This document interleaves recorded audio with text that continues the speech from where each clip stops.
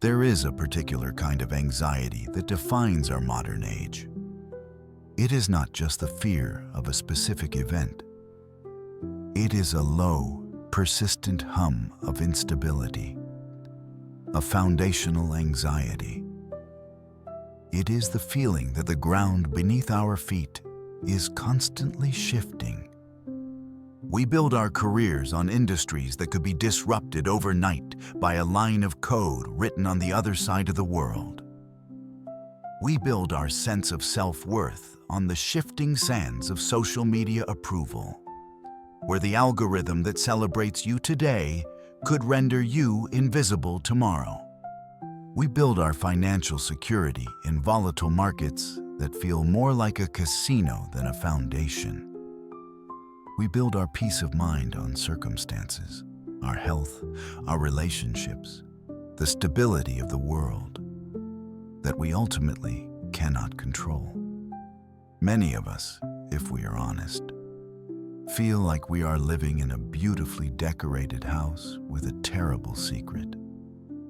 We are not entirely sure what is holding it all up. And we live in a state of quiet, managed dread of the storm that will inevitably come and reveal the truth of our foundation. At the very end of the most famous sermon ever given, the Sermon on the Mount, Jesus concludes with a story. It is not a gentle summary. It is a final, stark, and deeply psychological choice presented to everyone who has heard his radical teachings. It is the parable of the two builders, and it is, at its core, a direct and powerful antidote to our modern foundational anxiety. It is not just a moral lesson. It is a psychological blueprint for building a storm-proof soul.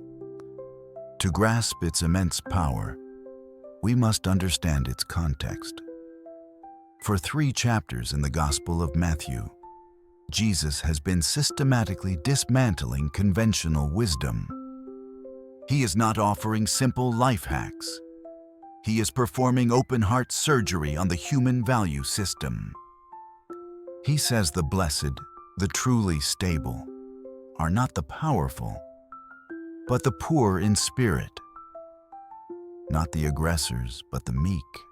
He says the path to wholeness is not through retribution, but by turning the other cheek. Not through tribal loyalty, but by loving your enemies. He instructs us not to build our lives on the anxious accumulation of wealth, but to trust in a deeper provision. He challenges us to stop judging others, to seek the narrow, difficult gate rather than the wide, easy road. It is an impossibly high and beautiful standard. It is a vision of a life lived from a completely different center of gravity. And after laying all this out, he anticipates the crucial, pragmatic question humming in the minds of his listeners. The same question that hums in ours. This all sounds beautiful. This is a lovely philosophy, but is it practical? Can a life actually built on these principles stand in the real world? The world of deadlines, of betrayals, of market crashes, of sudden illness, the world of storms. His final parable is the answer, and it begins by presenting us with 2 figures, 2 builders who represent the 2 fundamental responses to his teachings. They are the 2 paths every one of us must choose. The first is the foolish builder. Jesus says, "Everyone who hears these words of mine and does not put them into practice is like a foolish man who built his house on the sand."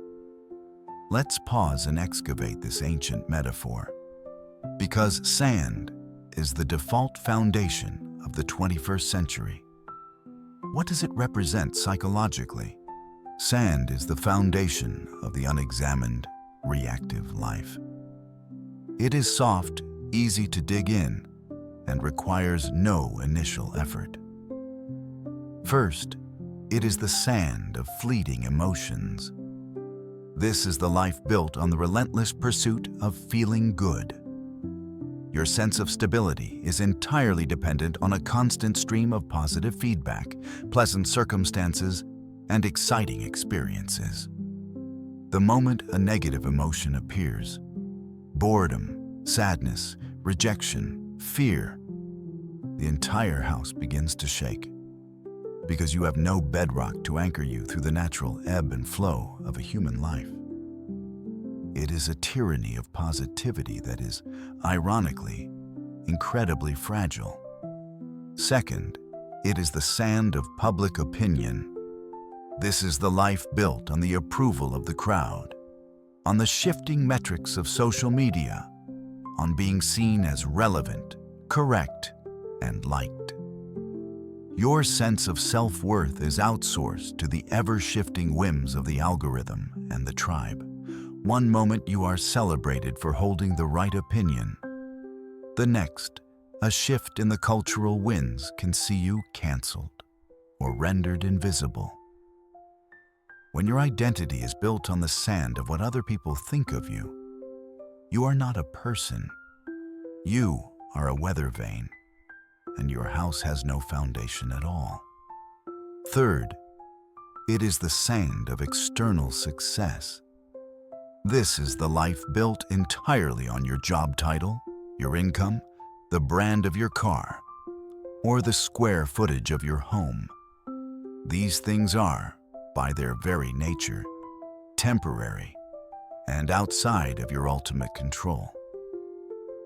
A layoff, a market crash, a health crisis can wash them away in an instant. And if your entire identity was built upon that sandy foundation, what is left when it is gone? A terrifying void, a complete loss of self. Finally, sand represents the foundation of superficial spirituality. This is the world of life hacks, of religious platitudes, of cherry-picked verses, of spiritual snacking that provides a temporary sugar rush, but no deep nourishment. It is a faith made of affirmations that have never been tested by doubt, a set of beliefs that have been collected like seashells, but never integrated into the hard, messy reality of life. It is a house with no basement, no deep pilings, just a pretty facade sitting on the surface. Living on sand is, ironically, exhausting. It requires constant maintenance, constant anxiety, constant shoring up of the walls. It is a life of profound and deep-seated instability, masquerading as freedom and ease. Now, let us turn to the wise builder. Jesus says, "Therefore, everyone who hears these words of mine and puts them into practice is like a wise man who built his house on the rock." The crucial difference here is not in the hearing. It is not about accumulating more knowledge, more sermons, more books. Both builders hear the exact same words, the same life-altering wisdom. The difference is found in the slow, difficult, unglamorous, and often invisible work of practice. The Greek word for rock here is Petra. It doesn't mean a loose stone or a boulder. It means the bedrock, the massive, solid, unmovable foundation of the earth itself. And you do not simply place a house on the bedrock. You have to dig for it. This is the central metaphor for the work of building an integrated soul. Building on the rock is, first, the work of psychological integration. It is the process of taking abstract wisdom and painstakingly making it a part of your very operating system. Modern psychology gives us a powerful framework for this in cognitive behavioral therapy. A therapist can give you the words, the insight into your destructive thought patterns, your cognitive distortions, But no real change occurs until you begin the daily, repetitive, often frustrating work of practicing new responses. You have to notice the old thought, challenge it, and consciously choose a new one. Again and again. Each time you do this, you are digging a little deeper. You are creating new neural pathways. You are, quite literally, laying a foundation of mental resilience, thought by thought, action by action.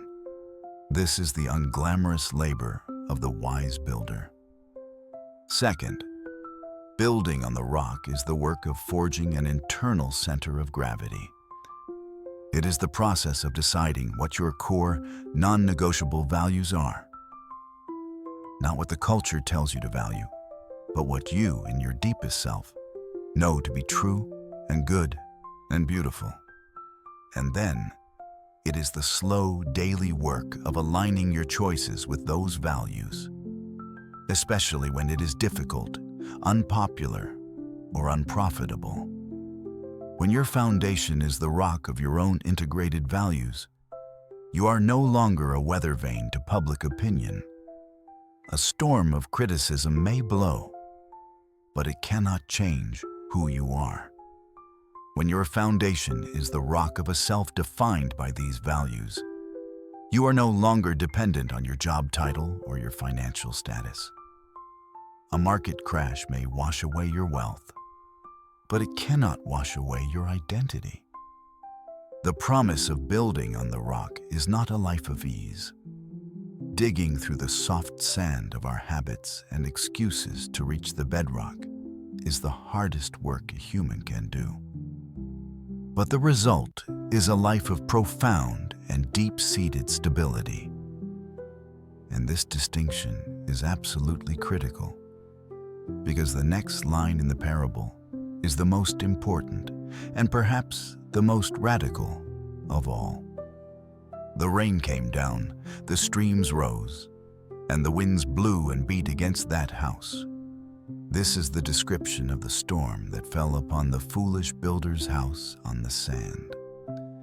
And then, listen closely as Jesus describes the storm that fell upon the wise builder's house on the rock. The rain came down, the streams rose, and the winds blew and beat against that house. It is the exact same storm. Let this sink in for a moment. This is a radical and liberating truth that runs contrary to so much superficial spirituality. Jesus does not promise that a life of wisdom and practice will be a life free from storms. He promises the absolute opposite. The storms of life are not an if, they are a when. And they are entirely indiscriminate. The spiritual life is not a storm shelter that allows us to avoid reality. It is a foundation that allows us to withstand it. Let's look closer at this storm. It is not one single event. It is a convergence of 3 different kinds of crises, each beating against the house of our life. The rain is the storm from above. It is the downpour of sorrows, griefs, and disappointments that are a non-negotiable part of the human experience. It is the long illness, the slow heartbreak, the weight of a world that is full of suffering. It is the constant, wearing, soaking pressure that tests our endurance. The streams, or floods, are the storm from below. They are the sudden, overwhelming crises that rise up from beneath us and threaten to sweep away the very ground we stand on. It is the unexpected medical diagnosis, the shocking betrayal by a loved one, the sudden financial collapse. It is the crisis that comes without warning and threatens to carry away everything we have built. And the winds are the storm from all around. They are the horizontal forces of opposition, criticism, and cultural pressure that beat against the structure of our lives and beliefs. It is the cynical voice of the age that mocks our values. It is the harsh criticism that attacks our reputation. It is the relational conflict that batters our sense of peace. This threefold storm, the rain of sorrow, the flood of crisis, and the wind of opposition, will come for every single one of us. It comes for the wise and the foolish alike. The promise is not that we will be spared the storm. The promise is that we can build a foundation that will not be moved by it. If this critical distinction between a faith that promises to prevent storms and one that promises to preserve us through them resonates with your own experience of life, let us know by liking this video.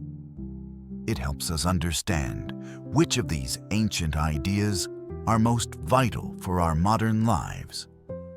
And now we come to the two outcomes, the two final states of the human soul after the inevitable storm has passed. For the house built on the sand, the result is catastrophic. And it fell with a great crash. The great crash is more than a physical event. It is a complete psychological and spiritual collapse. It is the shattering of an identity. When our entire foundation is external, our job, our reputation, our fleeting feelings, our social standing, and the storm inevitably takes one of those things away, what is left? A terrifying void, a complete loss of self, a great crash of meaning.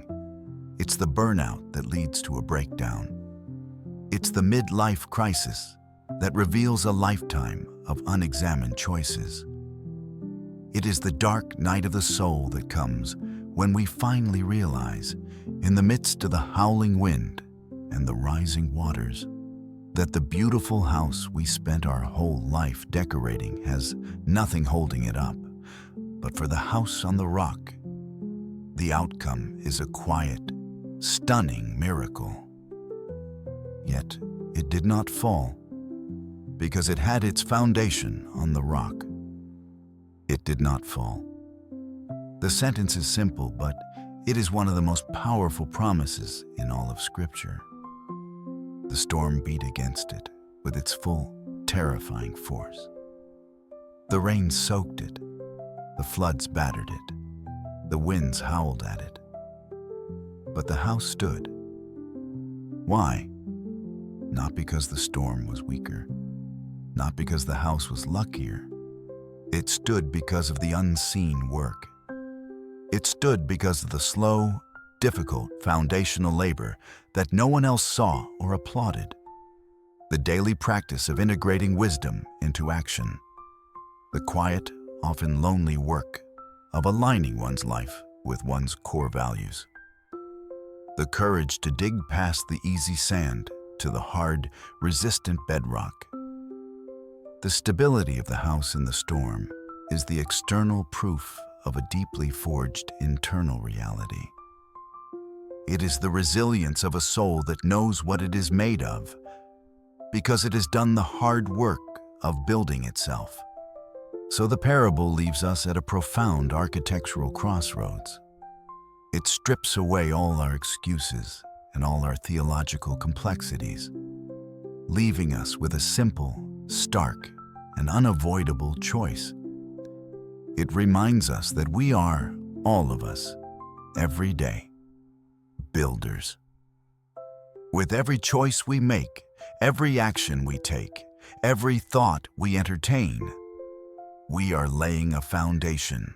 With every scroll of our phone, every conversation, every dollar we spend, every hour we invest, we are either adding another layer to the shifting sand, or we are digging a little deeper toward the solid rock.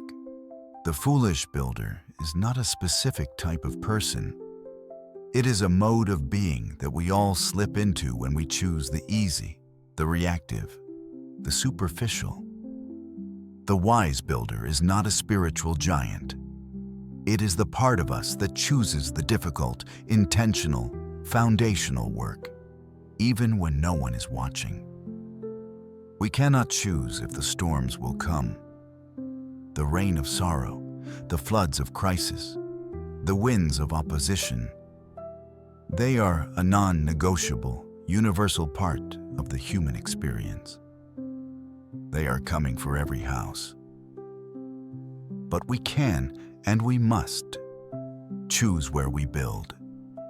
We can choose the exhausting anxiety of a life built on sand, constantly shifting, constantly in need of repair and validation.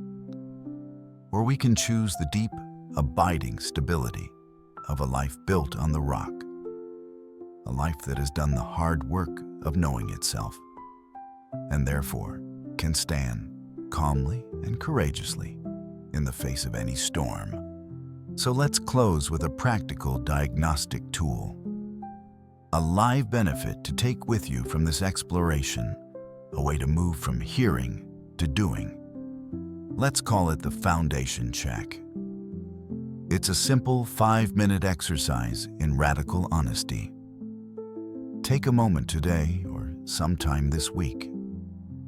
On a piece of paper or in a journal, draw a simple house.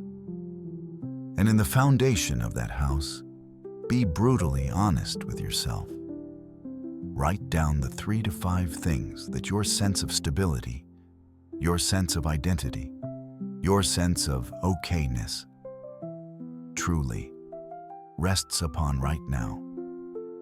Not what you think should be there.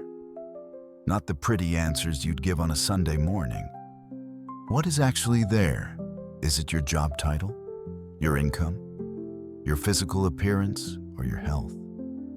Is it a specific relationship? The approval of your friends or your followers? Your political tribe, your intellectual cleverness, or your carefully constructed moral record? Don't judge them. Just name them. Drag them out into the light. Now, look at that list and ask the question the parable forces every one of us to ask.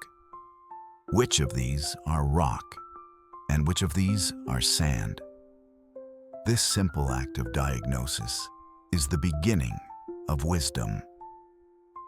It is the first shovelful of dirt in the slow, courageous, and life-altering work of becoming a wise builder. It is the beginning of building a life that does not need to fear the weather.